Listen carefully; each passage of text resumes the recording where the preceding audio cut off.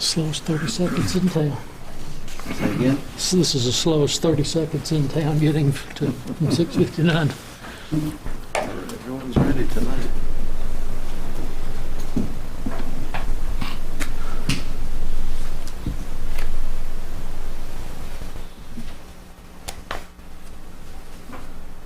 Marissa.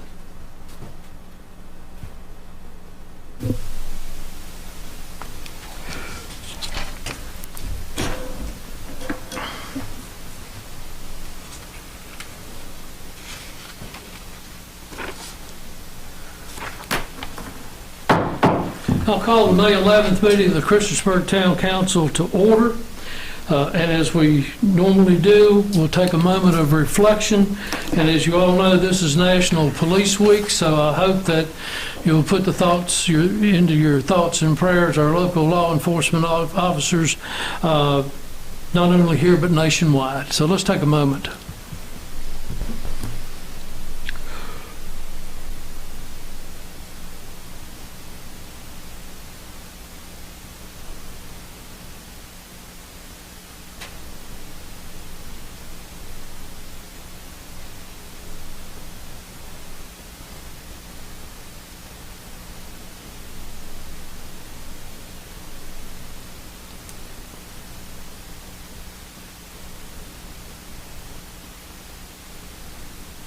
Thank you. If you'll all rise, I'm going to ask Councilman Hubbard if he would lead us in the pledge. I pledge allegiance to the flag of the United States of America and to the republic for which it stands, one nation, under God, indivisible, with liberty and justice for all. Thank you. Are there any adjustments to the agenda? Hearing none. We'll move to our public hearings. Our first is a dedication of a private drainage easement over 4 recreation areas identified as tax map 465-27A that in whole or total .0546 acres from the town of Christiansburg to Oak Tree Townhomes Phase 2 Homeowners Association. Is there anyone here to address this? Is there anyone here that needs further explanation as to what we're doing? I think it was in the reports. Hearing none, I will close that public hearing. We have a conditional use permit request by New River Soccer Association applicant on behalf of Marjorie Ann Rudy for a private recreational facility in the Agriculture A zoning district at 1200 Buffalo Drive, tax parcel 556-A-84. The property is designated as residential on the future land use map of the 2013 Christiansburg Comprehensive Plan. Is there anyone here to address this issue? Yes, sir. If you would give us your name and address and... Yeah, that's fine, certainly. Leslie Fitzpatrick. I live in 395 Total Boulevard, Christiansburg. I'm the executive director of the New River United Soccer Club, and what we're trying to do is we wanted to expand our footprint, seeing that we represent the entire New River region, and so we're looking at different properties where we can build youth soccer facilities, and it could be multi-purpose, not just specifically for soccer. At present, we use a lot of the Virginia Tech facilities, and we've been in talks with the town once those fields come on board, just behind the Walmart, to rent those as well. And we're also looking at some other facilities, or at least land in and around Christiansburg, Blacksburg, primarily, where we could develop fields. At present, the club has about 1,200 playing members and represent over, about 2,000 families in the region. We have a soccer tournament that's coming up right now, Memorial Day weekend, that brings in about 2,000 to 3,000 people to the New River Valley. Our league, we have a reach that goes from North Carolina all the way up to Northern Virginia and through the state of Virginia. And so we think that it would be prudent for us, especially representing some of our Christiansburg, Radford, Shoresville membership, to build a facility that allows them to have something a little bit more local than having to always go into Blacksburg. We're also looking at some property that's just at around where the Eastern Divide Brewery is, in that, I forget what.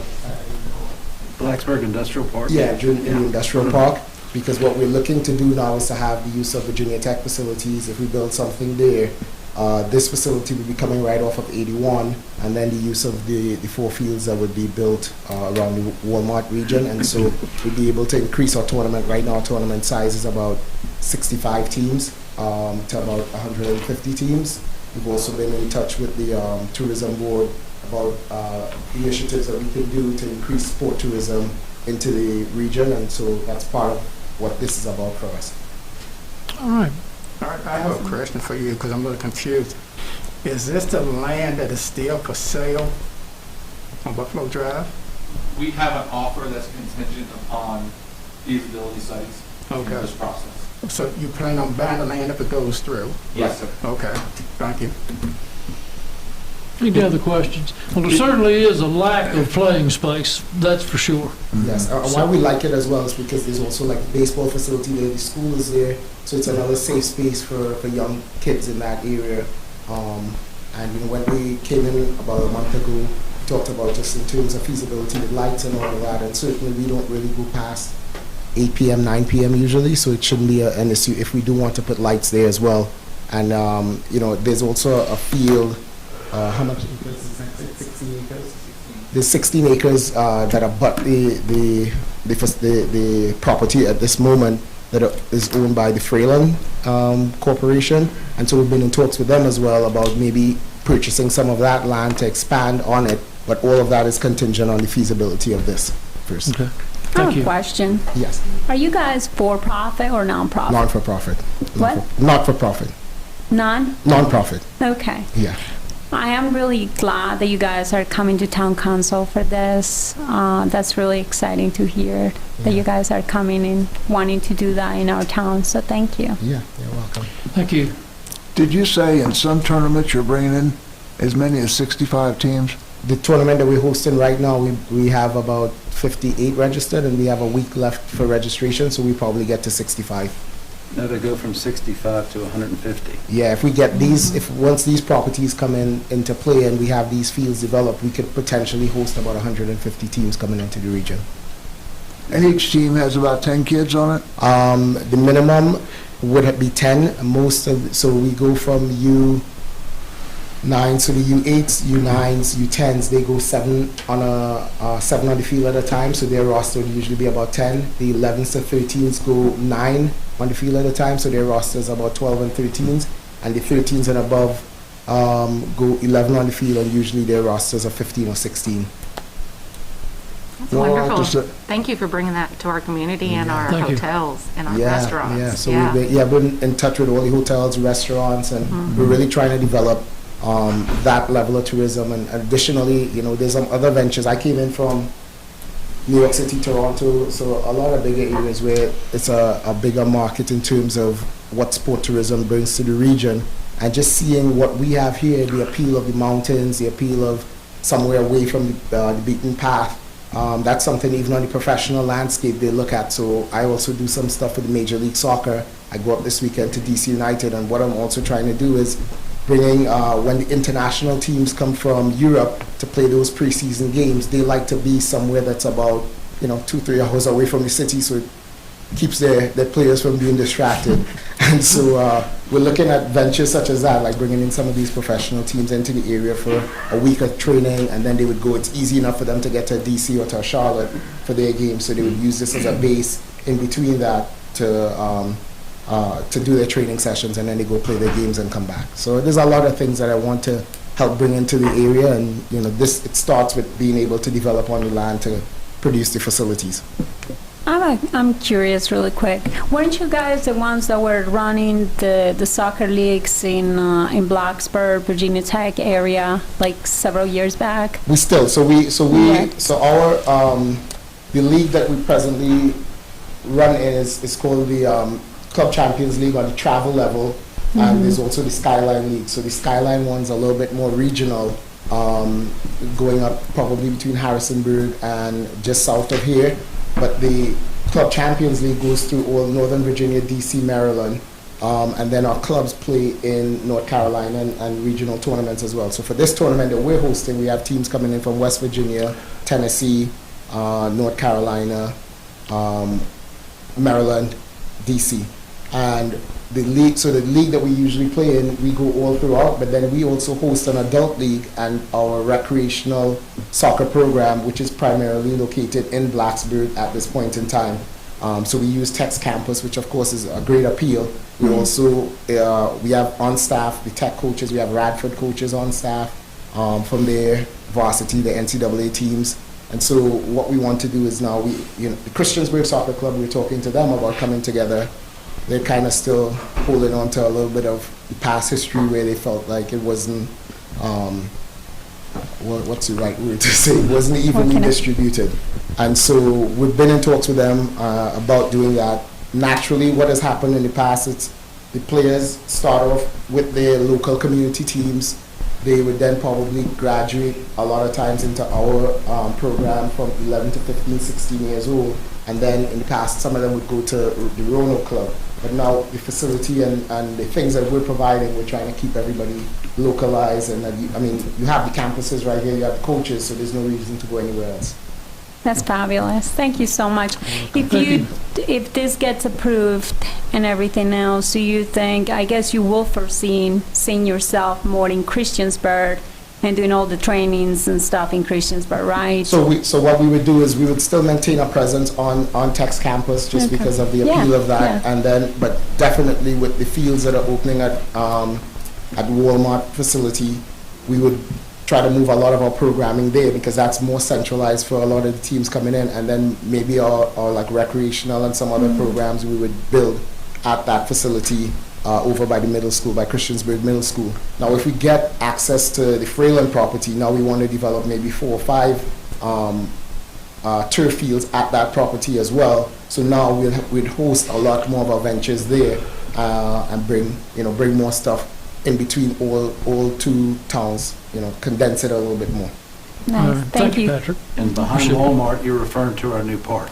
Yes, that's it. So New River Soccer Association is definitely in favor of our new park. Oh yeah, big time. A lot of the money that we pay to Tech, it would be coming to the town of Christiansburg instead. Very good. Thank you. You're welcome. Is there anyone else to address this issue?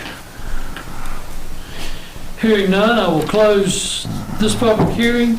We have a rezoning request by JBC Properties, LLC, for approximately 4.82 acres of a 5.311 acre parcel from A agriculture to R1 single-family residential.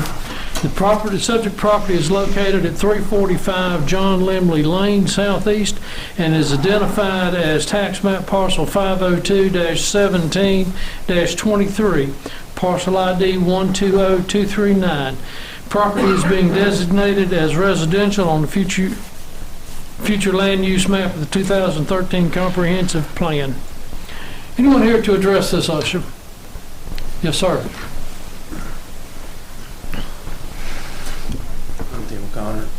I'm with JBC Properties, and we purchased this lot just because we own a lot of land to the east and to the south of it, and we wanted the lot because we don't have very good access to that end of the property, so we'd like to split that lot and make it part of it smaller, like proportion, kind of like the rest of them, and then put the rest of it with the bigger piece of property to give, a better entrance to it.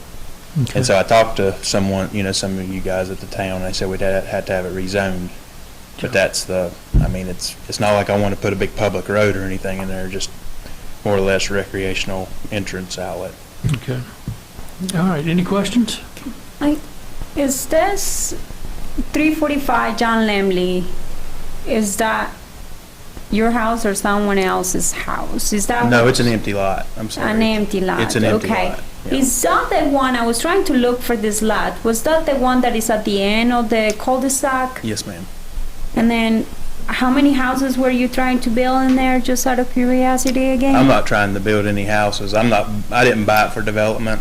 I'm more the opposite of development. I got conservation easement on a lot of the other land. It's just that portion of the property don't have very good entrance. It's like in a bowl. It's behind the pump station. All the other lots in that subdivision are, like 1 acre lots. They're small, and that lot's huge. So what we were wanting to do was just maybe cut a small lot off of it, and then put the rest of the residue, with the rest of the bigger piece, other bigger parcel. So you're trying to make an entrance again? I'm sorry. Just to recreate, just a way to get in and out of our other property. Oh, okay, got it. Yeah. I'm sorry, I was just trying to, It's fine. okay. And I think we did have one favorable comment that was shared with us today I from saw someone that. down there that was in favor of this happening. Okay. Any other questions? I guess let's go towards Randy, who, if he's not gonna build there, why does he need to get it rezoned? I know. Basically, he talked to myself regarding the possibility of re-subdividing the property and basically reshaping the lot that is in the cul-de-sac on John Lemon Lane. And because a portion of that lot would have been agriculture, what the subdivision ordinance states is that you are subdividing to a more intensive use classification, which is your subdivision, that would be considered basically a condition for rezoning. And therefore, we ask that he rezone that. Mr. Connor basically has decided to go ahead and rezone the remainder of the property, just to kind of avoid any future complications with it. But basically, his really only desire is to have a residential lot into the residential subdivision and split the remainder off for basically hunting land, I think is what Tim wants to use it for. So, there is no HOA over there right now, right? No, excuse me? HOA, there is not a, I don't think so. Homeowners Association? I don't think so. No. I don't think. so you're saying that the subdivision requested it? Mr. Connor wanted to re-subdivide his property. Okay. And the lot that he would have created in the subdivision would have had an agricultural portion to it. Okay. But because of that being part of a residential subdivision, we considered it a petition to rezone. Okay. All right, thank you. Thank I'm you. sorry you had to go through all this. No, it's okay. I probably didn't explain myself. All right, any other questions? Thank you. Under public hearings, D is the water rates proposed for fiscal year 2021-2022. Have been advertised. Is there anyone here to address this? Hearing no one. We'll close the public hearings. We will go to consent agenda, which consists of the approval of the minutes of April 27th, 2021. Schedule a public hearing for June 2021 for amendment to proffers for conditional zone property for the reserve at Round Meadows by Shaw Development LLC. The change of proffers would allow an increase of 5 additional lots for a total of no more than 56 single-family detached dwellings. Development is adjacent to Round Meadow Drive. Tax parcels are listed. We also scheduled a public hearing for June 22nd. Conditional use permit request by Shaw Development LLC for a revision of the reserve at Round Meadows subdivision, previously approved at 51 single-family detached dwelling planned housing units, to add 5 more adjacent to Round Meadow Drive.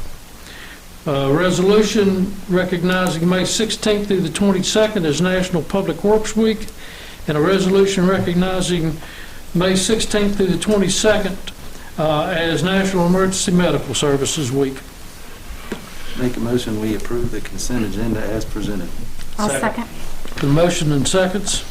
Any discussion? Here, That's actually not part of the consent agenda, but I feel like you skipped through the water rates proposed fiscal year really quick into the consent agenda. There was a public let's comment. get the consent agenda out of the way. Okay. Madam Clerk. Yes, sir. Councilman Bishop, Aye. Councilwoman Hicks, Aye. Councilman Hubbard, Aye. Councilwoman Sacks, Aye. Councilman Showalter, Aye. Councilman Stipes, Aye. That is 6-0. The water rates proposed for fiscal year 2021, do you need an explanation, Randy? Do There you need was to put a anything public up? comment. Or this is a public hearing, and that's for the public's comments, not council's. We got one, we received one by We email. received one by email. Are we gonna read it? We don't typically read. We don't typically read them. Well, Everybody got sometimes it? we did, mostly because of COVID and Everybody everything. got it? It was not submitted in proper form to be part of this meeting because it did not come through public relations as we asked them to do. We're all aware of it, and several of us have researched that particular thing. So, I mean, I don't see a need to go back and disclose and show the rates. I mean, we can throw it up on the screen if you'd like. Yeah, I think that would be fine if we can do that, We're as not long as he discussing shows. it tonight. We're not It's public discussing hearing. it. It's a public hearing. We're not voting on it. I guess We're not we'll doing just anything. discuss it this time. Thank you. Okay. Introductions and presentations. Chief of Police Mark Sisson to present on AXON body cameras. Chief?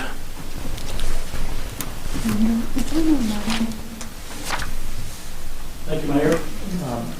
Before I get into this, I just want to say one thing before Mr. Brumfield leaves, because I'm afraid he'll get out of here on me. But obviously, I have a different uniform on tonight, and we implemented these last year during Law Enforcement Week. We wear these to honor the men and women who have come before us. And as Mr. Brumfield's here, a phenomenal man and a phenomenal police officer, served for many years, and also Mr. Bishop, who served. Just pay our respects to everyone still living and passed away that have served this community. So, Mr. Brumfield, thank you. Thank you. Glad to have you, Gary. I was going to recognize you later during the public hearing. but Sorry, it's okay. Mayor. It's all right, Chief. Sorry, Mayor. So, we're going to talk about AXON body cameras. I'm not a salesman. You guys know me well. I've been in this job for 14 years. I bring things to the table that I feel like we need to make happen. Our world has changed drastically in law enforcement, and we know that. Each day gets tougher, and I don't bring this to the council without doing research. We have been in a pilot project for body cameras for basically 5 years. We've tried different body cameras, but we're in a situation in our society where I don't think we can wait any longer.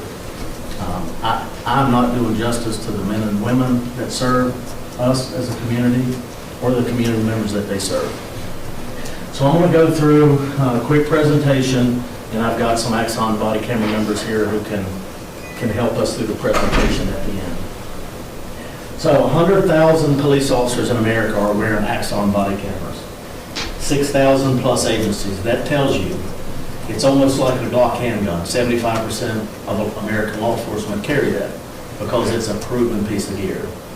85% of majority cities, 40 plus major prosecutors, and there's 150,000 plus cameras from AXON, be it body camera or in-car camera, on the streets of America. A little bit of background, why are we here? In-car cameras, obviously council knows I budget for those each year, so we have those in every patrol vehicle in our fleet. But our current provider is not providing adequate service or the quality that we expect in today's climate. You know as well as I do, if we have a major crisis incident in this community, there's going to be an expectation from our community members and everyone involved that we have viable, credible information, body camera footage, in-car camera footage. We know that. That's the world that we live in. Most equipment that we have currently is aged and in need of replacement. Our estimation is that we're looking at $192,000 approximately to replace our current inventory. So basically, as regarding our in-car cameras, it's time for a change. We're ready to make a change. Body cameras, we have officers, 62 sworn police officers in Christiansburg. We do not have body cameras deployed. That's why I'm here tonight. We've got to get body cameras deployed and on our men and women serving. We have piloted numerous body camera products, and we feel very confident that AXON is the correct direction for our agency. Again, I piloted for 5 years, and I went through 3 different pilots to get to this point. I will say that the Montgomery County Sheriff's Department also deploy AXON body cameras and in-car. So that is a very good thing for us, because if we pull up on a scene with Montgomery or they pull up on our scene, we have live footage. It automatically trips both sets of cameras. Tasers, we carry tasers. I mean, there's a lot of misconceptions about tasers in America, but what I'll tell you it's a less lethal option for police. We've got some statistics later on about how effective tasers are. Our current tasers are at least 5 years old. They're not even serviceable. To replace those, we're talking about $60,000 currently. This package that I'm going to present will offer the latest technology in body cameras, taser, that is upgradable within this contract. Providing reliable alternative use of force options to our officers on the street is imperative in our culture. You know, the days, no offense to Mr. Bishop or Chief Brumfield, but in the days of early law enforcement, it was hands-on or a weapon, a handgun. We have evolved in law enforcement over the past 20 or 30 years. We know to lessen the use of force and injury to officers and injury to suspects, we have to deploy less lethal weaponry, and taser being one of those. So this is the newest Taser 7. That's what we will pick up in the contract, and I have representatives that can talk about the Taser 7. But the bottom is what I want to talk about, de-escalation with confidence. Our men and women serving have to be able to de-escalate conflict in our community with confidence, and this piece of gear will do that. Taser, we talk about misconception, but the reality of taser use in American law enforcement is that 225,000 plus lives saved in America from potential death or serious injury because of the deployment of taser. These are staggering statistics that are proven. 76% fewer officer injuries when tasers are deployed within an organization. Because, like I said, the only option is lethal force or hands-on. We don't want to do that. So taser is a great option for us. 76%, 40% fewer suspect injuries. What does a taser do to you? It shocks you. It puts bolts through your body. And It'll make me freeze in? Sir? Will I freeze in? Yes. Okay. How long will it go? 5 seconds, correct. Is it 3 or 5 seconds? It's 5 seconds. 5 yes. seconds. And what that 5 seconds does, it buys the officer time to be able to put hands on a suspect who is threatening police or someone else and get them cuffed and detained. The other option is you're going to stand there and you're going to fight. And that's not what we want to do. That's not productive for the citizen or the officer.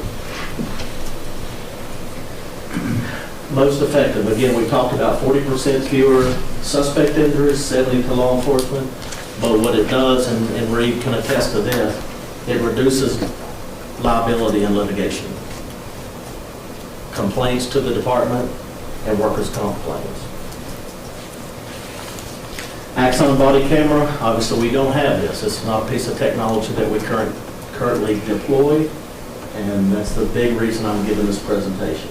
AXON body camera decreases litigation, increases cost savings for the agency. Complaints down, this is AXON's statistics, complaints down 88% for agencies that wear body cameras. Use of force down 75%. And what the community realizes pretty quickly, and also the officers, is every action that they're using in their workday is on camera. So that's the deterrent effect. Deterrent effect. Yes, sir. Is that they know that it's being recorded. Right, and that provides strong accountability for our police. And that's what we're looking for, is accountability in police work. So I did a quick search here, but out of almost 800, well, there were like 800,000 police officers back in 2020, and out of those, you're saying that pretty much 100,000 of them have the AXON cameras already, so that's a pretty good number of police officers using it. Now with the tasers, I was also looking into the Reuters reported that more than 1,000 people shot with a taser by police died through the end of 2018, with 153 of those that have been attributed or related to the use of tasers. How can we avoid the death? Killing someone with a taser. Is there a way, and why are these statistics kind of high? Because I wouldn't want, I know what they do, like as far as, I know we want to protect our police officers, but can you give us a clean mind of how do you guys prevent this? Just in a small... I want to protect police officers, but I want to protect our citizenry as well. And to stop a lethal threat situation with a taser and control that situation immediately, that reduces, statistics show, that reduces the use of force, officer injury, and citizen injury. There have been documented cases where individuals have passed away. I know that's Stephanie's wheelhouse. You could probably talk a little bit about that at the end.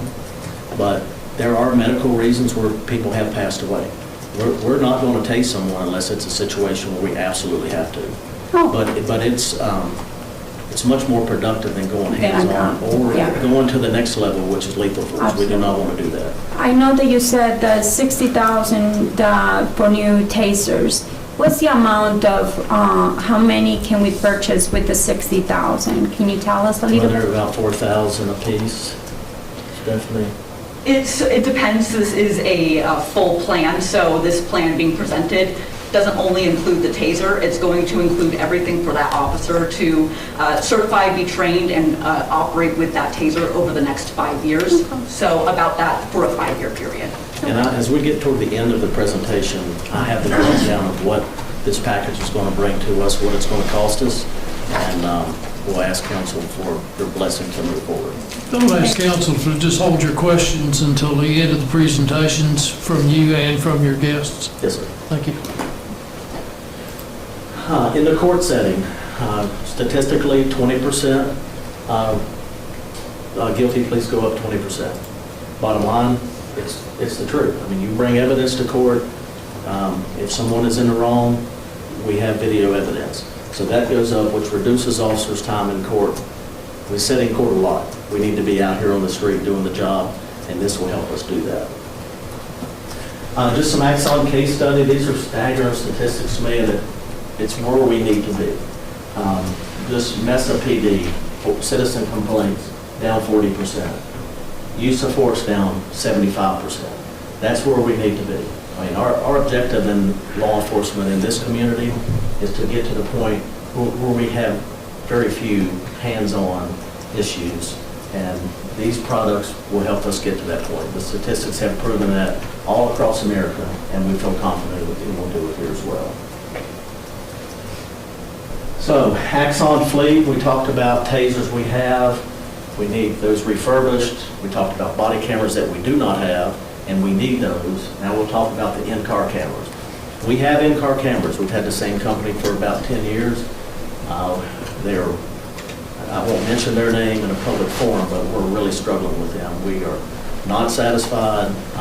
I have not upgraded over the past year or so because the product is not good. And I'm just not dumping any more money in that. And it's a liability for us to not have in-car cameras. And this package will put AXON in-car cameras, body cameras, and tasers all in one package. So, here's where we need to talk. It's an expensive program. But what I will tell you, over a 5-year period, this is going to be our cost. This cost is high, but litigation cost is much higher. So I want to talk about year one. So year one, we're looking at $150,000. That's what it's going to cost us to deploy these products. I have worked with Ms. Tweedy and the state government and Department of Criminal Justice Services to be able to pay the first year. And I'll come back to this slide. But the first year payment of $150,000, we received $41,689 from the Criminal Justice Reform Act, which body camera is part of that, so that has already been received. Ms. Tweedy has already deposited that into a specific fund. We put in for a grant in January to the Department of Criminal Justice Services, and we received a $50,000 grant with a $50,000 grant match. So those funds are there. The remaining $53,311 will come from the 2021 budget because I have not upgraded tasers, upgraded the current camera system. So we have those funds left during this budget year to help make this payment and also the grant match. So the first year's payment, we've got that. July 1, we'll make that payment just before or after, so I would not have to budget for year 2 until the 22-23 budget, and then on, so on. So I'll go back to that. So we'll have year 1 covered, year 2, 3, 4, and 5, $185,000 a year. It's expensive. It is Can you expensive. repeat that number again? I'm sorry. It's $185,000 per year, and I would have to budget it through normal budget process. The one thing I will tell you that each year I'm spending between $50,000 and $65,000 to keep up our current program. So this package, you would take that off because I wouldn't be budgeting that. So, we're probably looking at an increase of $120,000 to $125,000 a year budget. Contract deliverables in this, 61 body cameras, 61 sidearm activations for cameras. So basically when an officer draws his handgun or taser, then it automatically turns that body camera on. Eight bay docks for body cameras, 58 tasers, 32 in-car AXON cameras, unlimited cloud storage, which that is a good thing for us. It's in the contract. Currently, we're using a server here at Town Hall, and our IT department manages that. And within this contract, the body cameras and in-car get first 2.5 years they get refreshed, and then at the 5-year mark we get new equipment. The objective for this presentation is obviously to answer any questions that council has, obtain council's approval to enter into a contract with AXON. We've already went through the procurement processes. This would be the last step before we make deployment, and also to inform the community how this project will help us provide service to our community and protection to them while also protecting the officers who serve this community. I would like to introduce Amber Stanton and Stephanie Sapp, who will finish out the presentation between these two and myself, just to answer any final questions that you have.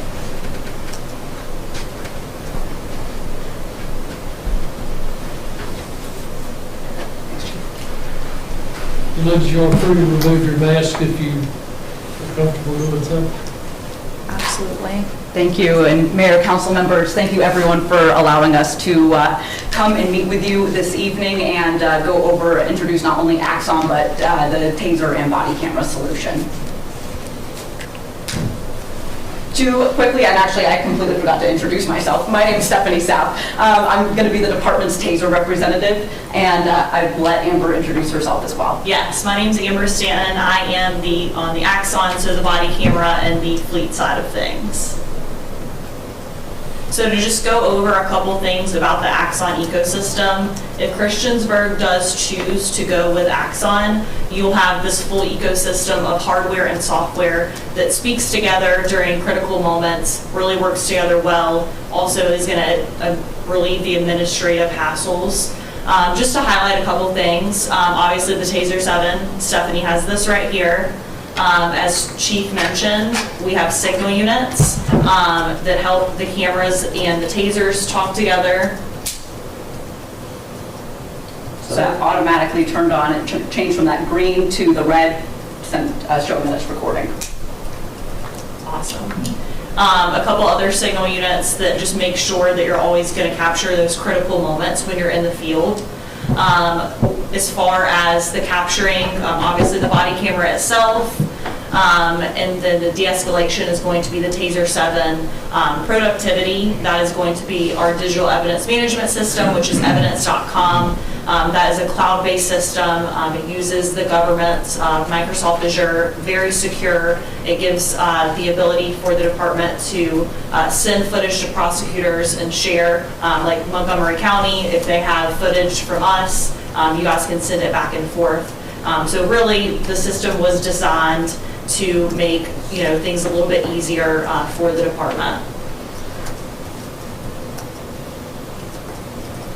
And really, AXON's mission is to protect life. So to give a little history, our CEO, Rick Smith, created TASER International about 25 years ago after he had two friends that were unfortunately shot and killed. And so he then created a TASER. We're now AXON Enterprise. So want to give a quick video introduction to introduce AXON as a company and the solution as a whole today.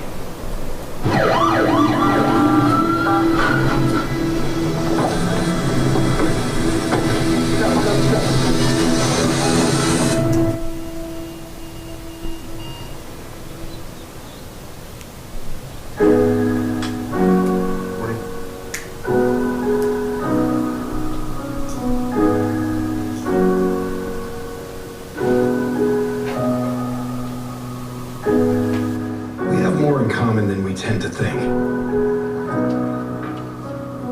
No matter who we are or where we're from, we all want the same thing. To come back home. Safe. And that's our mission. We are reinventing modern policing. We are AXON. We've designed training, software, and less lethal weaponry to protect life. Software that reduces paperwork so officers can prioritize what really matters to their community. Like helping others in their greatest time of need.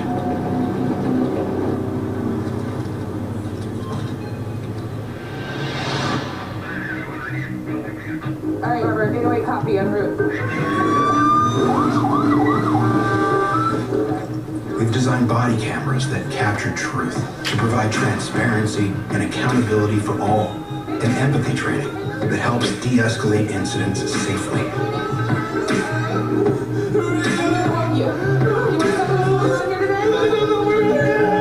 We can go outside and get some fresh air. We're gonna figure this out together, all right? All these tools come together to give officers the chance to protect life without taking life.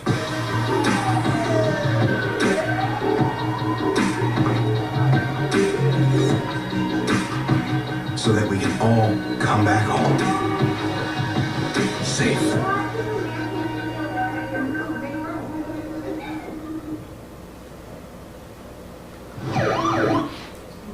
I won't go through that twice, but wanted to go through a few other focus points for the TASER side. I know we had a few questions on the TASER earlier, but wanted to go over some of the changes quickly, specifically for de-escalation. The big change is that with this TASER, officers are now going to be able to competently deploy and de-escalate scenarios by being able to deploy cartridges and have successful deployments as close as 4 feet from the suspect. Currently, with their current TASERs, they need at least 8 feet in order to get 12 inches of probe spread, which is what's needed for neuromuscular incapacitation or that full body lockup. So one other thing I wanted to highlight quickly was our warning arc here on the TASER 7. With the current TASERs that the department has, there is not a option for officers to give a warning signal to the suspect while the cartridge is loaded. So Christiansburg police officers will now be able to de-escalate situations while keeping the cartridges loaded by pressing the button. We'll be able to give the suspect a warning.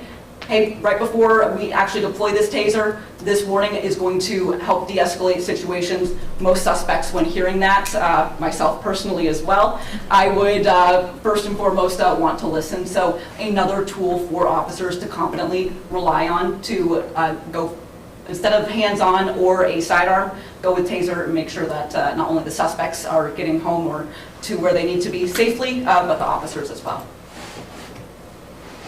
So with that, wanted to open it up for any questions. I do have a question. You had mentioned the refresh. I'm really curious to know, because usually tasers are used only once. How do you regenerate them, and how does that cost? And is that part of what we're purchasing, or would that be additional? Yes, so the duty cartridges and this full program itself that's being presented, really what it is in short term is an all-encompassing solution for tasers and body cameras for Christiansburg Police Department for the next 5 years. So on the taser side, we are going to be providing all training and duty cartridges for the officers. And on top of that, it'll be additional training cartridges. So it's not going to be the bare minimum that's needed to certify officers.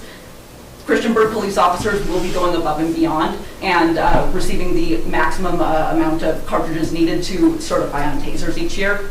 For duty cartridges, it's a full duty cartridge replenishment program. Once one is used in the field, I'll be the go-to, I'll take care of that, and we'll replace that cartridge at no cost. Now, it's $185,000 a year, I saw, what, 3, 4, and 5, and that's just to replace all this stuff, right? All this, like the tasers, it'll cost you so much money every year to replace all that. So really what this, years 1 through 5, what we did is we broke it out into a yearly payment. This is an expensive project and something that a lot of departments aren't able to necessarily provide upfront. So what this provides is budget predictability for the department and the town of Christiansburg for everything needed broken down over 5 years. So we don't need to pay for everything up front, but we're able to receive everything now and then have the payments, and it will also continue to pay for anything else that's needed during that the time of the contract with the cartridges. I think you guys mentioned about the unlimited cloud storage. Where is that going to be kept at? So the department will have their own evidence.com account through AXON. It's only going to be accessible for the department, and everything's going to be through Microsoft Azure. So we get to keep a copy here, but then you get a copy as well? No, we do not have access to the department's evidence.com account. With everything that is put into evidence.com from the department, body camera footage, taser deployments, any evidence we need there is going to be managed and kept by the department. And AXON is here on the back end for any maintenance if needed or additional help. Are these tasers, are they rechargeable every day, or how do they actually work? Yeah, so the Taser 7 batteries, they are rechargeable. They do last about 45 to 60 days. The department will receive a 6-bay dock, so when that battery is placed into the dock, all firmware updates are going to occur. Any data that needs to be transferred from the taser to evidence.com will also happen, but it's going to take 6 to 8 hours to get a full 100% charge.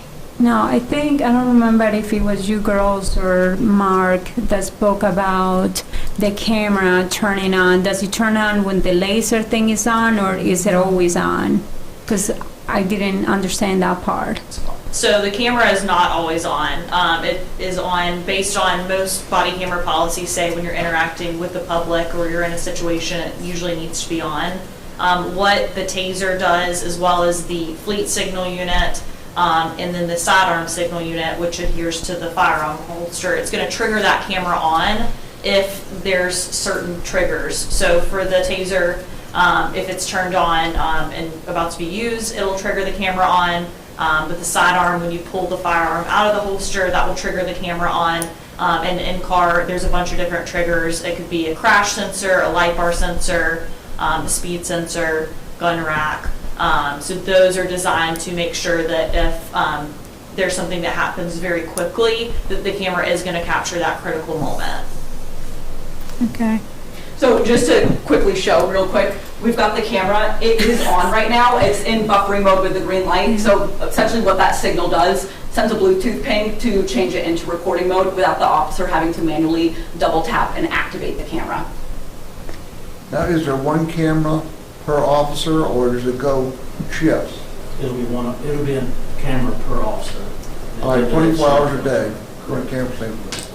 So if you distilled everything we heard from the chief and the presenters here, what I'm understanding is we would have the comprehensive body, car, taser at a gross cost of $185,000, but with your budget, the way it's been, we're really looking at a $120,000 to $130,000 recurring annual cost. Yes, sir. I just want to make sure that's what I'm hearing, to get a comprehensive service for an increase of approximately $120,000 to $130,000 a year. That's correct. Mark, what is the chances of getting any more of those grants over the next several years? Was that a one-time thing, or is that something that we can possibly get more money as the years go on? Yeah, I mean, I cannot predict legislation, but I personally believe that body cameras will be mandated in Virginia very soon. Yeah. Obviously, if that does happen, and legislation comes down, there's always grant money that follows legislation. Yeah. So we would hope, and we would continue to research grants just like we did with this one. Any other monies that's available, you know, I'll work well with Ms. Tweedy, and we would work each year to try to lessen the blow to our budget. But at the end of the day, it's an expensive project. I know that, but it's a necessity in our world, and it's my job as a police chief to protect the citizenry, the police officers, and also this municipality from litigation. Blacksburg, Bradford, Pulaski, how are they on it? Well, Montgomery County has the full AXON system that we're presenting. Blacksburg is in the process of implementation, but I think they're with another company. Bradford City deploys body cameras. I'm not sure about Pulaski. So everybody's heading in this direction. They are, and if not, I think legislation will push them to that. Nice presentation from everybody. Nice video too. I like the Are the video. officers able to activate the camera themselves? They are. I mean, if all else fails Absolutely. and you're stopping for a hamburger and something happens, he can activate the camera. Yeah, you just press it on and it just like that turns on. Okay. They can't turn it off though. I mean, once the camera activates, when does it turn off? So whenever you turn it off. It's a 3-second hold though, so just in case if, for example, a fight happens, maybe the camera gets touched or getting out of the car, the camera gets hit, it's not going to turn off. It has to be a 3-second deliberate hold for that camera to be turned off. So you turn off your phone. Do you think as you leave, you can have that taser camera, they just walk by us here, so you have a closer look, but one to the show off or not? Absolutely. Thank you. Hey, I got a question for Reed. I mean, it was mentioned that the litigation costs, of course, are soaring, and would this program aid in reducing our litigation? Yeah, I don't know what the past history of litigation is, but in theory, anything that could reduce litigation would be helpful to that. There may be an insurance benefit as well. Okay. Thanks. Thank you. You know, Mark, and you can't count on it every year, but one source of funding is asset recovery. So, you know, any kind of confiscations or sale of property can go directly to that. Correct. Okay. One more question. Do the tasers and stuff, the camera and stuff, I guess not the tasers, but the cameras themselves and stuff, I guess they need software upgrades, just like computers and everything else. Is there, you guys said that you have like a 5-year warranty, was that, or what was the 5-year thing that you were mentioning a minute ago? Yeah, so like Stephanie was saying, the program will give you budget predictability. So everything in here everything is included. So hardware, software, installation, training, everything that you need is included within this. So there are software, you have to have a license to access the evidence on evidence.com. And that is, all of this is included within the program that was presented. So the iCloud storage, let's say it's 15 years down the road, you guys will still be able to provide the service for us? Yes. As long as Christiansburg will have us. Okay, just making sure. Yes. That's the key. That is the key. That's it. I Okay. Edie? I do have one more question. When Chief, you were giving the presentation, I believe, and the cost came up, there was a discount line, but to be honest, it seemed very small. I agree. You know? We've had that discussion. Have you? Because normally on a high price tag like that, there's a little bit more incentives or discounts coming off the high retail cost. Yeah, I'm happy to talk about that. So with our current bundle, what we call it is the Core Plus bundle. We actually introduced that at the beginning of 2021. Previously last year, we actually had you guys on a program that anyone from LAPD, NYPD could take advantage of. But what we heard from our customers and our departments is that they really didn't find that as affordable, and so they wanted a solution specifically made for departments under 100. So that's what we came up with. And with our Core Plus solution, which is what this is, there's actually about 27% of savings already built into it. So we did have a quote last year, and we added some vehicles actually to the quote, and it actually did not end up being that much more. So there is a lot of discounts already built into it. Where are they based? Scottsdale, Arizona is our headquarters. Yes. Mark, you're good with this? You're comfortable? I'll just ask for council's blessing to initiate the contract so we can get that moving early summer. Okay. Thank you very much. Thank you. Thank you, guys. Very good. Thank you. Do you want me to come around with the? I want me to wear my mask, actually. Yeah. Just mentioned, if you'd like to have any discussion in that regard, you can, but otherwise I'll put it on the agenda, next council agenda. I guess my question to Valerie will be, from where do you think this money is going to come from for the next budget? General funds, or do you have any idea?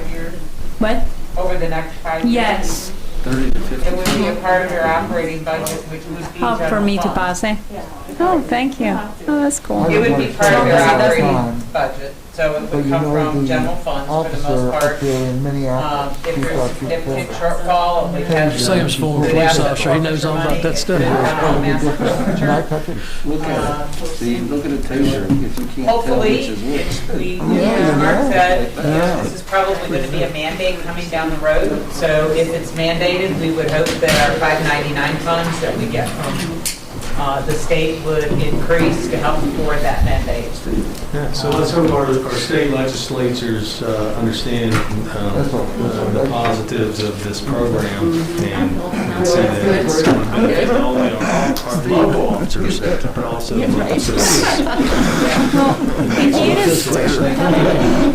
Here's a concern that I have, though. Like, I know right now we don't have the next, we have half of the people here won't be here next year, and then we're getting into another budget item to add up to the next 5 years of our budget. And I guess my concern is not this year, because it seems like you guys did your job with this year, but the following 4 years, there's another, 100 plus thousands of dollars that will come out of our budget somehow.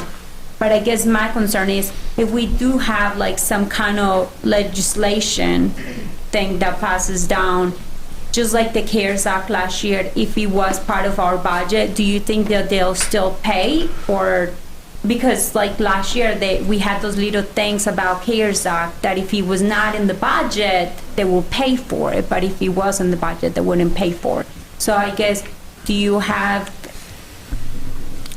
I think this would be different than the CARES Act. Well, I know, but I'm just making an That's example. a crystal ball. I mean, that's something you would need to talk to your delegate about, your state senator about backing this program at a state level, and put on and start a phone team calling other delegates in other communities to say how important this program is. But I'm sure most delegates and state senators understand this program. So we're signing a contract for 5-year contract, which means if for some reason it's kicked out of the budget, they can sue us for breach of contract. So we're going to fund it for the next 4 years or 5 years. That's basically the way it breaks down is, we're committing that we're going to fund this for the next 5 years. Yes, ma'am. Mayor, if I may, I do want to include in the contract, there is a non-appropriation clause, so if it did come to the point where there was no funding available, and we were able to prove that, we would be able to void and cancel the contract at that Okay, point. very good. Okay. So, going back, we are not under contract right now, Michael, and so... I understand that. I know that. We're going to sign one. I think that's next meeting, we're going to authorize a contract, if council so says. Yeah. Okay, that's good. All right, anything else? Thank you, Chief. Ladies, thank you for attending. Thank you. We have Director of Parks and Recreation, Brad Epperly, and Assistant Events Coordinator, Marty Gordon, to update on the 2021 Farmers Market.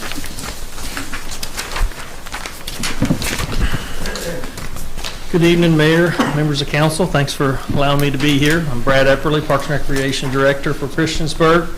Got Marty Gordon with us. Marty's Assistant Events Coordinator is also helping oversee the farmers market. Took over that role last year. We're going to give you a little update on what 2021 is going to look like for the farmers market. Before I get into that, I want to give you a little bit of background on the market itself from this past year. So the mission statement of the farmers market is to provide convenient access to fresh agriculture-based foods and products to the Christiansburg community and surrounding area, provide a direct sales outlet for local farmers and agriculture product producers. This is just one of our vendors from this past year. The farmers market this past year was on Hickok Street. You can see there as a customer is working with the vendors. Some of the partners that we formed this past year was New River Health District, the Montgomery County Christmas Store, the Community Housing Partners, the SNAP benefits. I'm sure most of you remember the SNAP benefits. Montgomery County Relay for Life, Child Advocacy Center for the New River Valley, United Way of the New River Valley, and also the Master Gardeners Association in our area. Despite the pandemic, the farmers market itself actually had a good year this past year. We averaged over 300 people attending each week with the best counts that we could possibly do, monitoring as folks came in and out of the market itself. We had many vendors that reported high sales for the year and high sales for the market that they've ever had.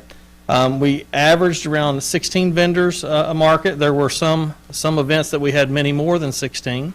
But our overall average was 16, which we were really happy with considering where we were in the past and where we ended up last year, especially dealing with all the restrictions and things that we faced with COVID and those items. For us, this is what worked last year with COVID-19 in the farmers market. We barricaded around the market. We had entrance areas at each end, and we had folks there monitoring. Early on, it sort of evolved as the season went along, but early on we were checking folks in as they came in. As the season went along, we was able to sort of relax that a little bit. We had barricade barriers in the middle of the market to sort of control the flow of the crowd, so that we could have them moving around, so it just wasn't a mass group of people there at one point. One of the other items was no touch for our patrons. That was advised through the Virginia Farmers Market Association. We also did that from a paying standpoint and a produce standpoint as well. We proactively placed signage at each entrance. We had sanitizing stations at entrance and exit, also in the middle of the market, and everyone masked up. So those were some of the guidelines that was put into place through the executive order of the governor's office, along with some different types of mitigation procedures that we did to try to help our market be as safe as we possibly could. Good news in the forefront, future restrictions are starting to lessen as the vaccines increase, so that's good news for us. Just some other pictures here of the market. You'll notice that at that time all of our vendors had masks on, and that it was a requirement and is still a requirement for this coming year. Which leads me into my next item. This year's restrictions are being lifted, so we're getting back to a little bit of a sense of normalcy in many of the areas. A couple items that are sticking that have not changed to this point could change in the future. That'll be dependent on the governor. But amended Executive Order 72, our vendors as well as our staff must wear a mask over their nose and mouth while they're in the farmers market. Patrons, they must wear their mask over their nose and mouth according to Section 2 of the Governor's amended Executive Order 72. So there's some exceptions in there for patrons. Won't get into the list of those, but there are some exemptions from that situation. With staff and vendors, there are no exemptions. They must wear them. A couple things that we're able to do this year that we weren't last year is we'll be able to have sampling. That will be allowed this year, which last year that was just a no-no. Customers will be able to pick out their own fruits and vegetables. Many times last year, the customer would have to stand back away from the vendor and just sort of point at the fruits or vegetables that they wanted. They would get it like that. The other item is we're going to be able to have live music this year at the market as well. And that's one thing we weren't really able to do last year just because of the gathering aspect and those types of things. So looking forward to being able to do that. Wanted to mention a project that we started this year, and really Marty is the one to get the pat on the back for this. He started the sustainability project for recycling bags and plastics and those types of things. And from the time that we started until now, we've collected over 1,700 pounds of plastic bags in less than a year for this project. We have already made it to where we can have 3 benches, is that right?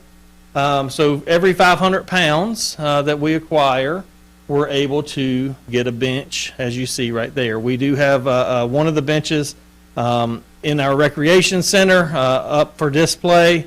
We have another one on the way, and then we'll have a third one that will be coming back. Some of the items that can be recycled is produce, bread bags, grocery bags, cereal box liners, Ziploc and resealable bags, case wrappings from like bulk items and bottled water and those types of things. As we move into the farmers market season, we will stop collecting those at the recreation center, and it will be collected at the farmers market. So we want that pinpoint location of this project going to the farmers market. Couple reasons. One, it gives one primary location for that, but the other part is we hope that folks, as they bring the recycled goods there, that they'll come and enjoy the farmers market and purchase some of the fruits and vegetables that are there. This year, due to a project down on Hickok Street, we do have a temporary location. There was over 35 sites looked at before choosing this particular location. We came before you all here a few months back and talked about this. The Recreation Center off of North Franklin Street is where the temporary market will be. You'll see in this diagram the location that we plan to have that. What our goal is that we will have barriers around where you see the red lines, and all of the blue lines with numbers will be where our vendors will be located.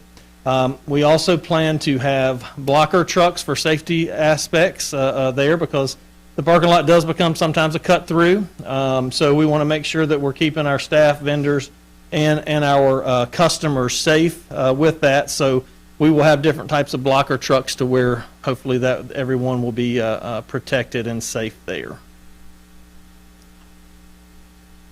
The site basically approximately has 37 spaces. That sort of varies depending upon the size that we want to be able to give. But as it is, 37 spaces is where we are right now. We will have entrances and exits, as I mentioned, blocker trucks and those types of things. We're currently installing electrical outlets over on the grass side near North Franklin, so that our vendors will be able to have access to power and those types of things if necessary. The other part of it is if we have other ongoing special events there, gives us opportunity to have power there for them as well. Moving into 2021, I'm going to let Marty take over from here.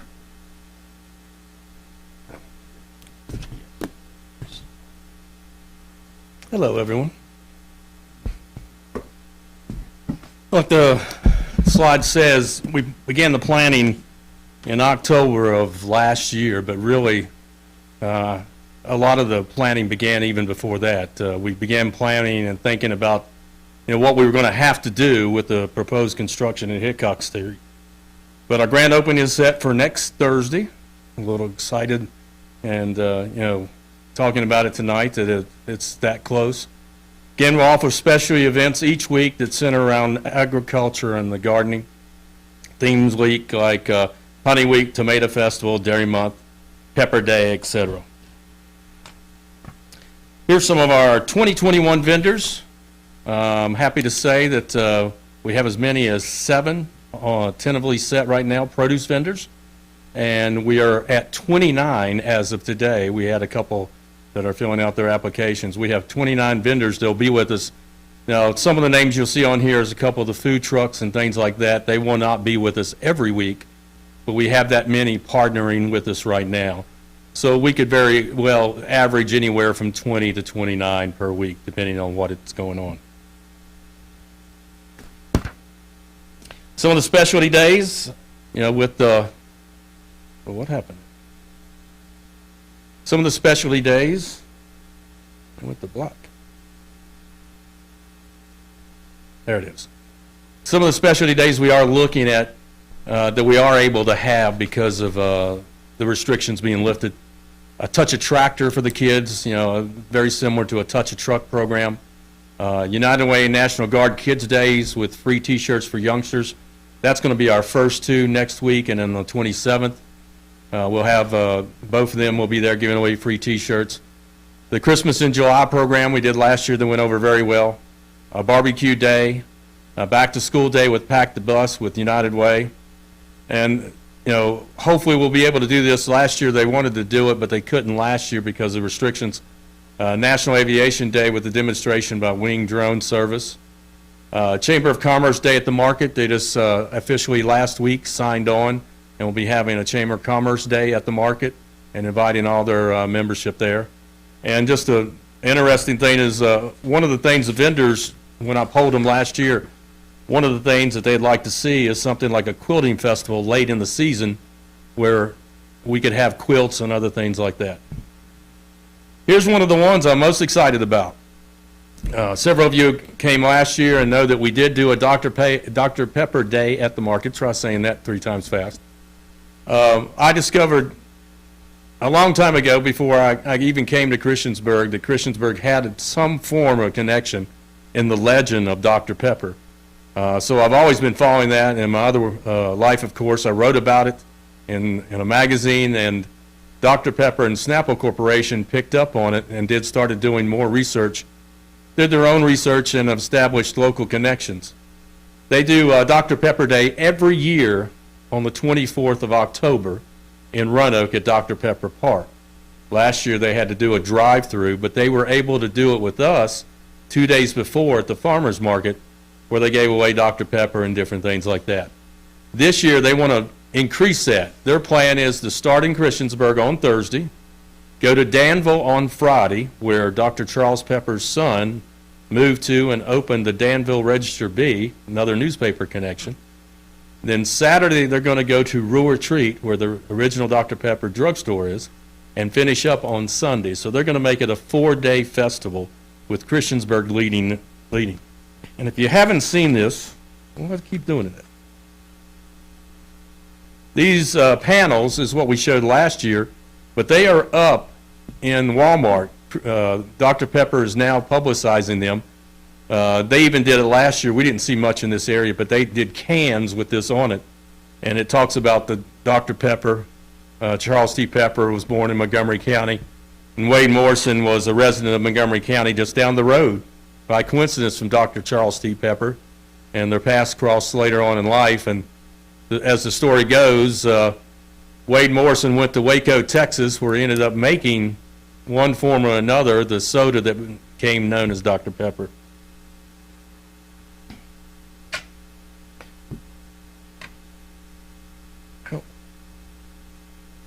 There it is. Another one of the new things that came out of a survey and mentioned by some of our vendors last year is they wanted to get more involved. Well, I had seen a lot about this, so I approached a couple of the vendors that do stitching and sewing, and I said, have you ever heard of Operation Teddy Bear? And they're like, no, what are you talking about? That Operation Teddy Bear is where little children have their favorite stuffed animal, doesn't have to be a teddy bear, and they bring it to a location, and the nurse and doctor looks at it and sees if it can be repaired. In most cases, you're hoping it can be repaired in some form or another, so the children can take it back home. This will include attempting to sew and refill, and each child will be given a teddy bear's doctor's note on the attention that was needed and given. It's just a cute little thing that we're going to do.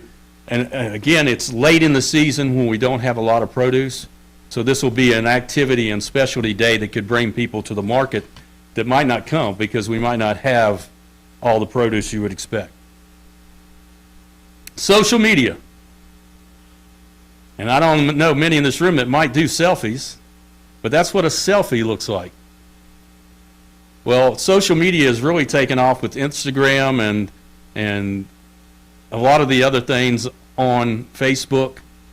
And we discovered last year a lot of people were taking pictures of what they purchased or taking pictures of themselves at the market. This year, we now have hanging at the market. This will be literally hanging at the market. People can go behind it, just like this crazy little guy with his produce that he purchased, and stand behind it, take their picture, and then put it hopefully on their Facebook page. It's just one of those little novelties that we're trying to jump on. Of course, you're talking a lot, it's usually the 35 and under crowd, but we're hoping that people might enjoy it, and hopefully we'll see more of that on Facebook. Social media has been one of our platforms that we really got a lot of attention at last year, so we've tried to get a lot of things going, and I don't know how many have seen our Facebook page, but the Virginia Farm Bureau, in cooperation with Agricultural in the Classroom in Virginia, has started a program where they go in and they teach agriculture and gardening to the kids in all different age groups. Well, this year, they found a book that happened to be called, How Did They Get in My Lunchbox? And they went in 2 months ago, and they had people read it. So we jumped on the idea and took things that were in the lunchbox, talked about what they were, what type of calories they were, and some interesting facts. And that appeared on all of our social media and Facebook page for the last 2 months. So hopefully we were still drawing some attention to the Facebook page, even though it was off season. All of you all know me well. I'm excited about this season, and I stay excited about this. And hopefully social media will help us create even more excitement. And I think the facility where we are temporarily can work, and it's laid out that way. One of the things I did want to bring your attention to before we finished is I don't know if many in this room realized it, but before the pandemic started, farmers market was not included in most of the conversations in the state of Virginia and different places. Over the last 6 months, with the help of the Virginia Farmers Market Association, farmers markets are now listed as essential during this whole pandemic. That puts them up there with grocery stores. So that's why you're seeing some of the restrictions that we still have to deal with is similar to a grocery store. But the governor and his staff ruled that farmers market are essential in providing food and produce and vegetables and fresh vegetables to the community. That's all I've got. Any questions for me, Brett? I just wish you'd get a little bit more fired up, Marty. I'm worried about you. Well, you need to come around the office and you will see more fired up. Okay. Brad can tell you that. Looking forward to a great year and great presentation.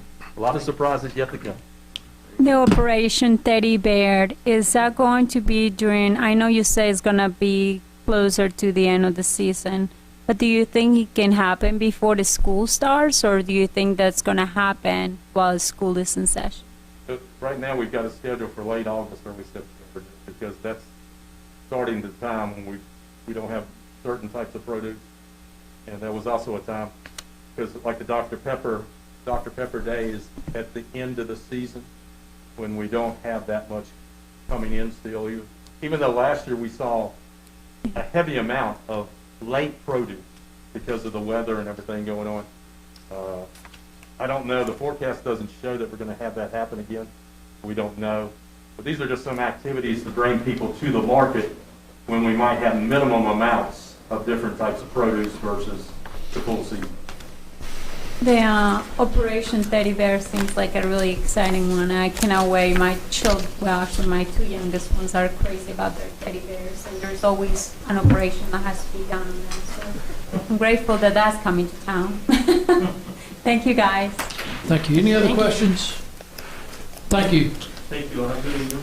Thank you. This is our citizens' comment section where we invite citizens to come forward if they would like to express matters of concern or things going on in town. Ask that you come to the microphone, use name and address, and limit your remarks to me or to the chair, and 3 minutes. Is there anyone here that would like to address during citizens' comments? Mike, would there be an opportunity at the 1265 Flint? Now, Ken, that public hearing was held last week. We voted tonight. Yeah, I know. I showed up too late, but is now the opportunity to say anything about it? Public comments. Yeah. Yes, sir. We did receive your comments. I think everybody got your. Yeah, I spread it around electronically. I thought I better show up in person. Well, you did the right thing. I would love to hear you speak. It's public comments. You can speak about whatever you want in town, so. That's what I was just going to say. Ken? I'm not a public speaker, so please forgive me if I stumble and bumble. I also am aware that every year I get a little older, I have to be closer to you to hear what you're saying. So if you'll speak up when you talk. Our concern, I've lived in Craig Mountain for 46 years. My first house was beside you, Michael. I think I moved out before you moved in. I can't recall. But we live now at the intersection of Flint Drive and Hunter's Path. Although the maps that everybody looks at shows Flint Drive going on through, it's only the right-of-way. The drive paved portion of that ends at my intersection. And we've had to drag out cars and all kinds of things from people coming up over that hill that doesn't realize that it's a dead end. And they end up in the mud down below. So that intersection is the turnaround cul-de-sac for anyone coming up Flint Drive. We're a dead-end street. The school bus turns around there. Living there for 30 years, we've seen a lot of action at that intersection. But we are concerned mostly for the safety at this particular location. We're not objecting to home care facilities in the neighborhood.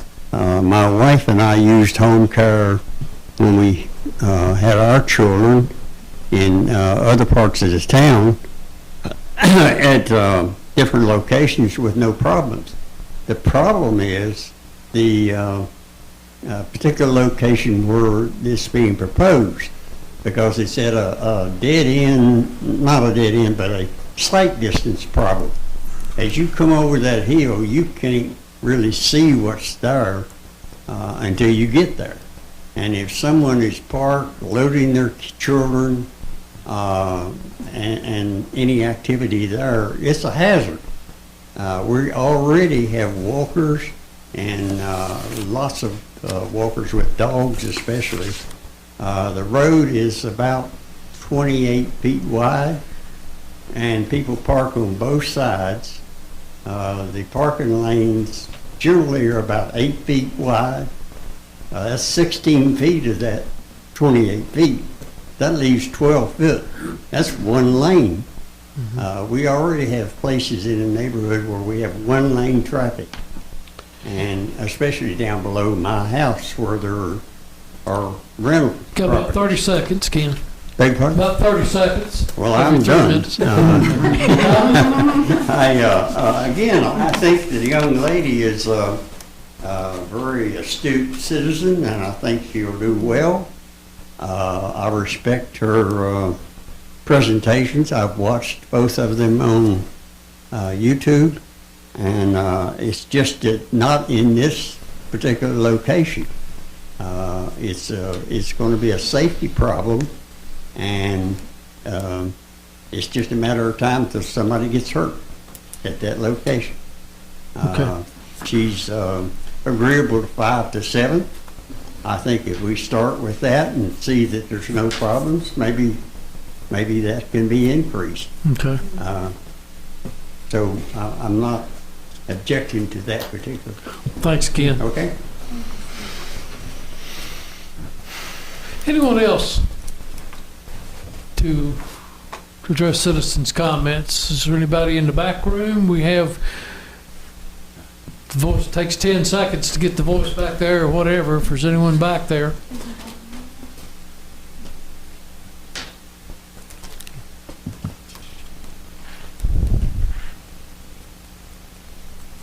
We'll close the citizens' comments. Committee reports, Stipes and Bishop Street Committee report recommendation.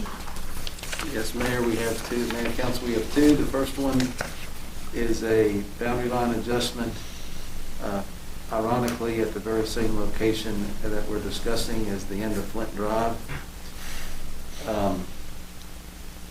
The plat you see here, the request is basically to reconfigure. Well, Andrew, go ahead and show the two existing lots that are here. So there's one lot right here that's out there today that's recorded in the courthouse just like that. And then the rest of everything else you see is one gigantic lot there. So the property is zoned R1. There's only 2 lots there, and that's probably the aggregate of all those parcels is over 5 acres. And the application is basically to reconfigure the existing lot, show that again, Andrew, right there, to reconfigure that lot and basically create a new lot line over on the right. So there's no increase in buildable lots. There's only going to be 2 lots there. There are 2 lots there today, and it's basically reconfiguring so that they actually can build the 2 lots and have access to those 2 lots. So it's a very simple boundary line adjustment with originating two lots, and there'll be 2 lots with the proposal, and no real net impact to anybody except it makes the lots a little more usable, I guess. So the street committee reviewed this. It's been reviewed by staff, and the recommendation is to approve the plat as presented, and that recommendation is also a motion. Second. Okay, got a motion and a second. Any discussion? What's the acreage on this? Just said it's about 5.5, 6 acres between both parcels. Is that right? So you said 2 parcels, but is this being set up for how many homes? Like 2 No, homes there's only 2 lots. There's 2 lots today. They could put 2 houses out there today. And with this reconfiguration, the same is true. Only two houses. They're just moving the property line around a little to make it a little more accessible. Okay. Any other comments or questions? Madam Clerk?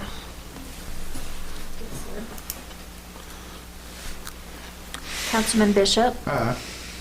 Councilwoman Hicks. Aye. Councilman Hubbard. Aye. Councilwoman Sacks. Aye. Councilman Showalter. Aye. Councilman Stipes. Aye. That's 6-0. Thank you. Okay, thank you, Council. The second one is at our sort of our campus of Christiansburg Primary, Christiansburg Elementary School, Betty Drive. Sort of show where that is, Andrew. Betty Drive is right here going in front of CPS, and then as you go up the hill to CES.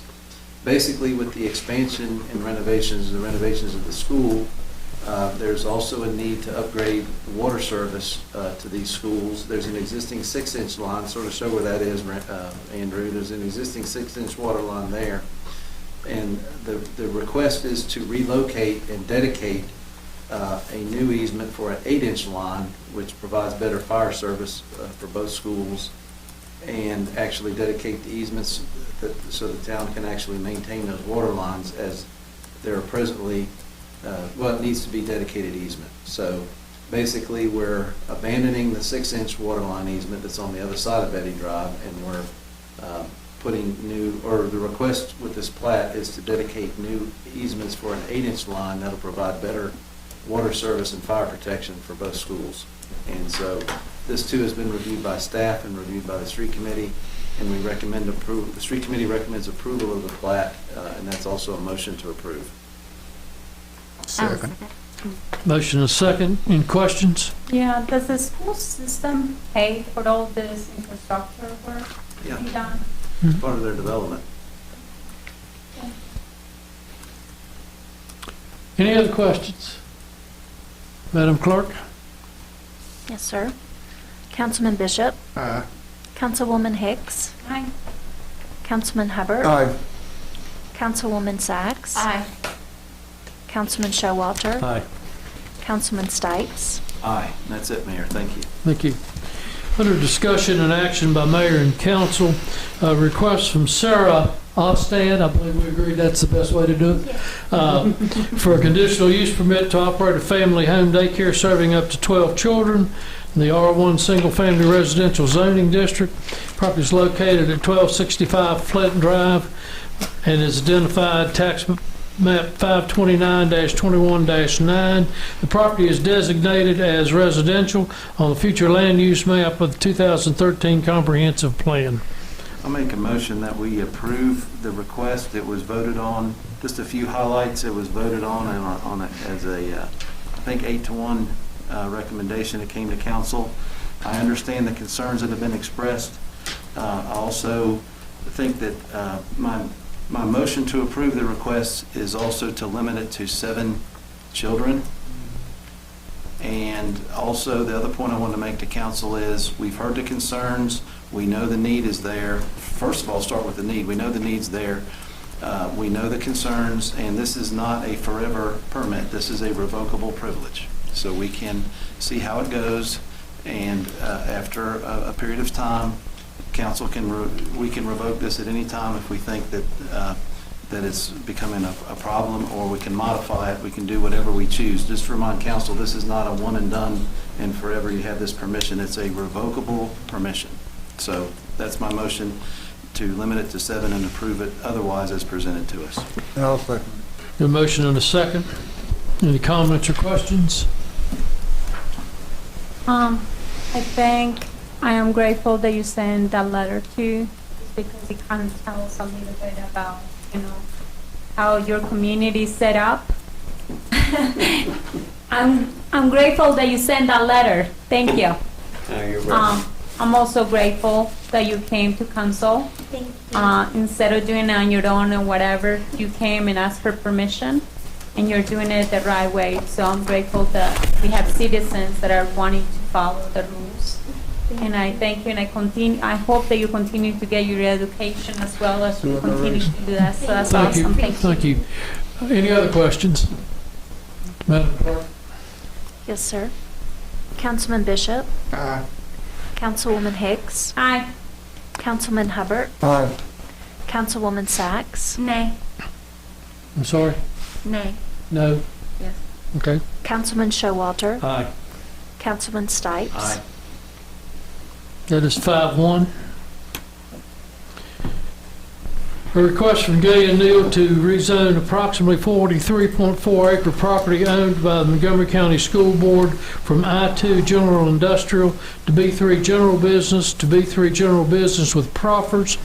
The property consists of 3 parcels located at 100 Independence Boulevard Northwest and 1180 North Franklin Street, identified as tax map 466-2-11 and 11A, and tax map 466-A-14. I so move to approve The request is stated by Gay and Neal. I'll second it. Motion and a second. Comments, questions? Madam Clerk? Yes, sir. Councilman Bishop? Aye.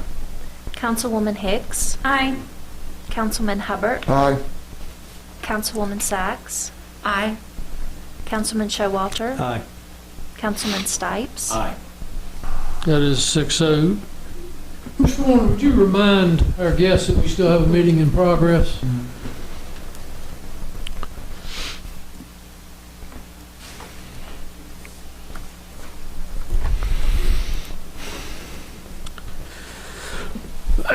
Request from Trinity Community Church trustees to rezone an approximate 5.44 acre property from A agriculture to B3 general business. Property is located at 1505 North Franklin Street and is identified as tax map 466-A-20. Sorry. 28. I'll make a motion that we approve the request from Trinity Community Church trustees to rezone. Second. Motion is second. Yep. Seconds. Any comments or questions? Madam Clerk? Yes, sir. Councilman Bishop? Aye. Councilwoman Hicks? Aye. Councilman Hubbard? Aye. Councilwoman Sacks? Aye. Councilman Showalter? Aye. Councilman Stipes? Aye. That's 6-0. Thank you. Community Development Block Grant 2019 Consolidated Annual Performance and Evaluation, hereby known as CAPER. Do I have a move to approve? I'll make a motion that we approve the CAPER as presented. Second. Motion and a second. Discussions? Hearing none, Madam Clerk? Yes, sir. Councilman Bishop? Aye. Councilwoman Hicks? Aye. Councilman Hubbard? Aye. Councilwoman Sacks? Aye. Councilman Showalter? Aye. Councilman Stipes? Aye. That is 6-0. Next is a discussion of Regional Cigarette Tax Board. Randy, is that yours? Yes. We've had, of course, the state recently basically made it legal for counties to collect cigarette tax. And they've also added provisions for regional cigarette tax boards so that localities may go in together and essentially have one common cigarette stamp and basically provide for common collection and distribution through whatever formula that's agreeable between the parties, although I think in this case it would be based on sales within the host jurisdiction. The regional commissions basically asked us to gauge interest in the possibility of joining such a board. Right now, we currently administer our own stamps and tax. We have, I think, minimal cost doing that. We do, a current tax rate is 40 cents per pack. I think general consensus is the localities that are looking to adopt a tax in the region are looking at going to 40 cents, and they're just trying to gauge interest in joining a regional board for common stamp and enforcement and collection, although I think the idea there is there'd be a percentage paid to the collection agency. Basically, I think we're probably looking at potentially New River Regional Commission for that. I would guess that would be between 10 and 15%. I don't think we, I guess, have nearly that in enforcement now. Currently, we budget $450,000 for cigarette tax. Just whatever direction you'd want to give us in that regard. I agree. I think we're good. And it just complicates. We don't need to create bureaucracy. Okay. Yeah, I think you generally support the 40-cent tax the other localities are looking at. I think that generally we support the 40-cent tax other localities are looking at. I've sort of encouraged that because that's our rate, and I kind of want to see level playing field throughout the region. And I think our small business owners, I think 95% of their concerns would go away if the county were to tax cigarettes as well. Well, they will. I'm hoping they will. I think so. They will, but I think think I say we continue on Okay. where we are. Very good. I think that's clear. Thanks. All right. Town manager? Just point out that the park groundbreaking is this Saturday at 2:30 p.m. Hope to see any and all of you there. And I'll just mention that I will put the body cams contract on the next council agenda.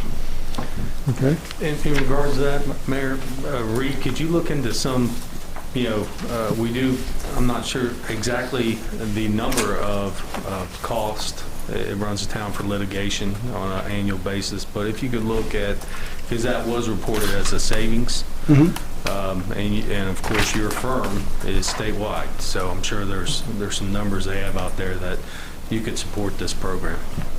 I'll see what we can find. Thank you. Randy, anything else? That's all I have. Mr. Broughton? Nothing else, Mr. Mayor. Any other staff here? Val, you good? Andrew? In pretty good shape? All right. Council reports. Mr. Stipes? I have no report, Mayor. Okay.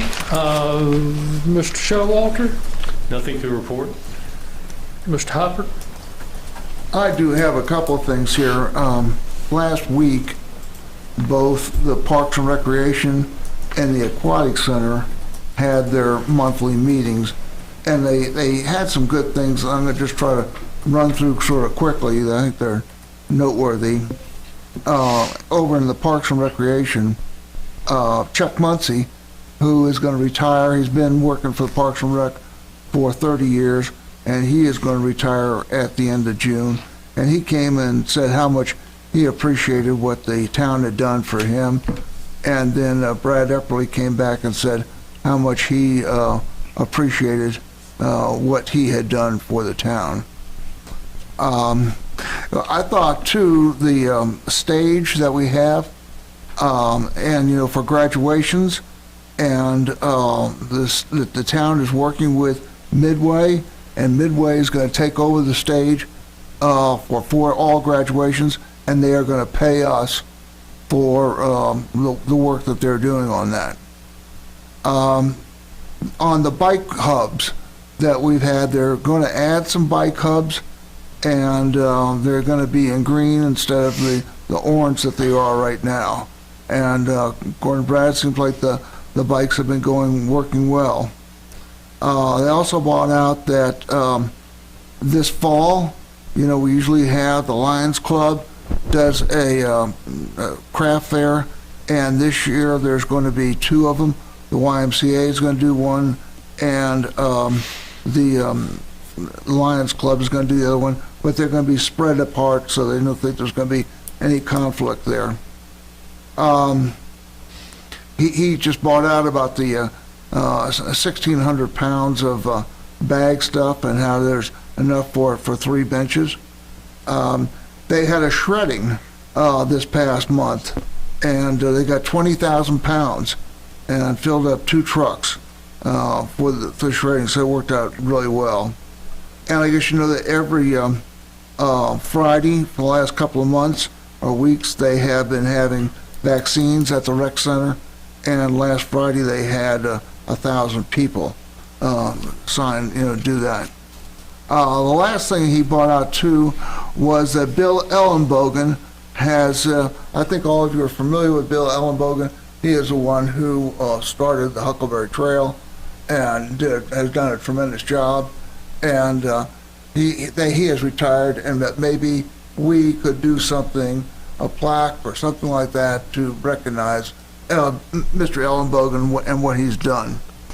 The only other thing I would say too, and it's always been brought out, about on 2:30 on Saturday over at the new park, there's going to be the groundbreaking, and I myself think that, I think all of us here on council, we've been sitting with this for 7 or 8 years now, and this is probably the biggest deal that's happened since I've been on council, and it'll be good to have all these people who support, the park to be there. And I thought it was excellent, the fellow just making this presentation tonight about the importance of that.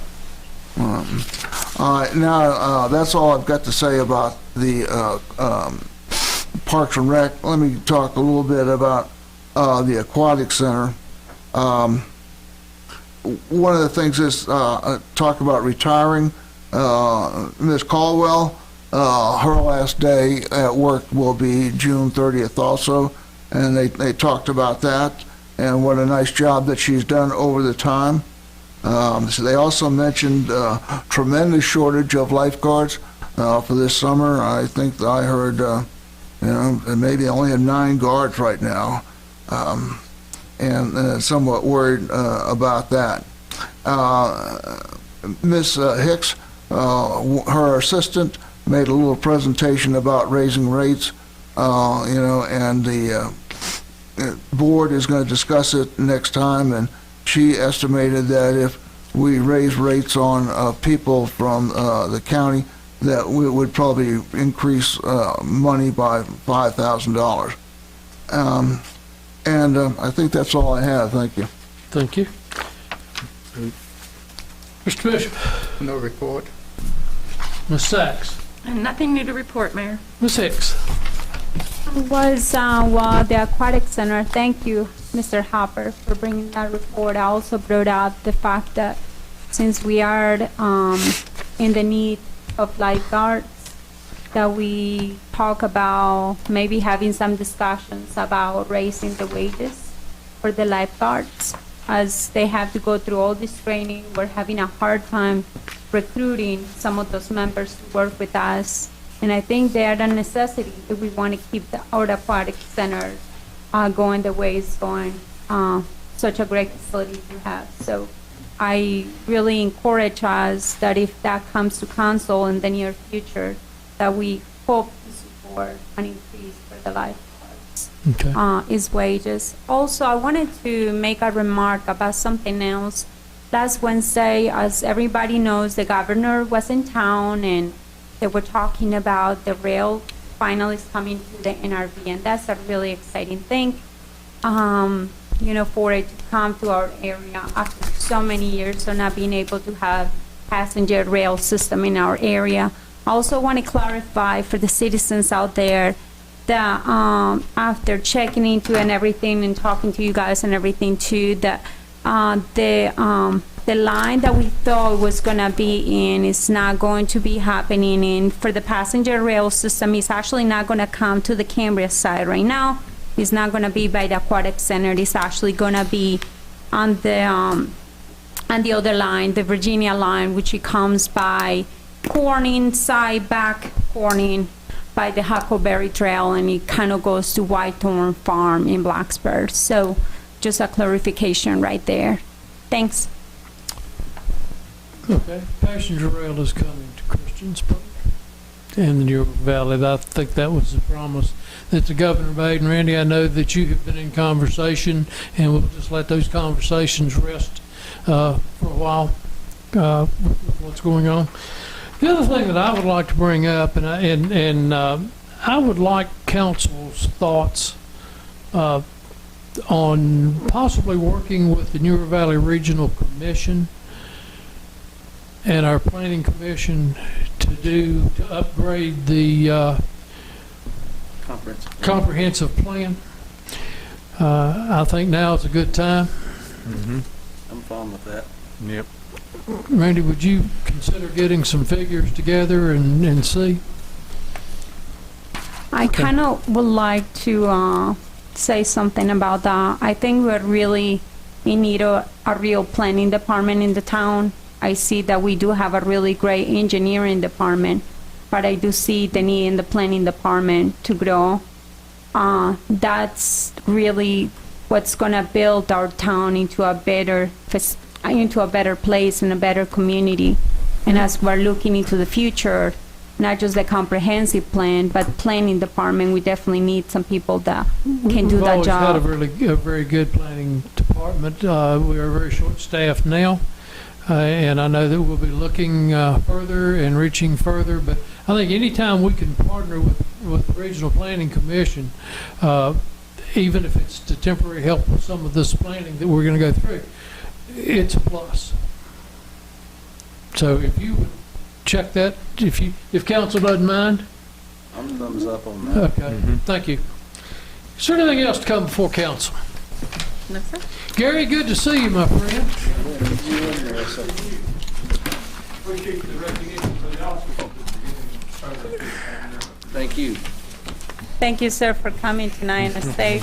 All right, can we go? With Thank you nothing for your else, we're service. adjourned. All right, who won the bet? Marissa, the latest time. Once again, Marissa.